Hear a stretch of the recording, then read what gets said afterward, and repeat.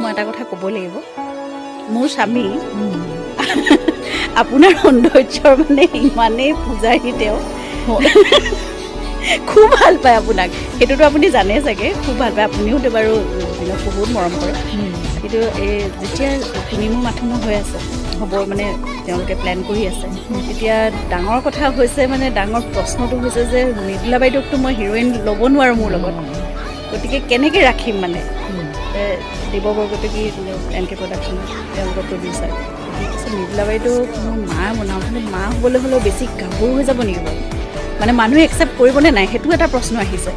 তাৰপিছত নাই, যি হ'ব হ'ব, মানে মোৰ মা হ'লেও হ'ব লাগিব, মানে মই মৃদুলা বাইদেউৰ লগত প্ৰথমখন চিনেমা মই কৰিমেই, গতিকে মানে তেনেকৈ আপুনি আছিলে মাতৃ হৈ।